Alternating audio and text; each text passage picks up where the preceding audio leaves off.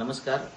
हिंगोली जिल्ह्यातील सर्व शाळा मुख्याध्यापकांना सूचित करण्यात येते की काल रात्रीपासून अतिवृष्टी हिंगोली जिल्ह्यामध्ये होत असल्यामुळे काही शाळांच्या परिसरामध्ये पाणी किंवा रस्त्यातील अडथळ्यांमध्ये पाणी निर्माण झालेलं असू शकते.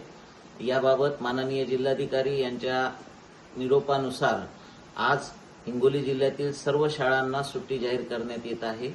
आपण काळजी घ्यावी. विद्यार्थी कुठेही धोकादायक परिस्थितीमध्ये वाहतूक करणार नाहीत आणि शाळेमध्ये येणार नाहीत यासाठी ताबडतोब आपल्या सर्व ग्रुपवर आपल्या सर्व मुख्याध्यापक, शिक्षक आणि पालकांना याद्वारे मेसेजद्वारे, व्हिडिओद्वारे आपण त्यांना कळवावे.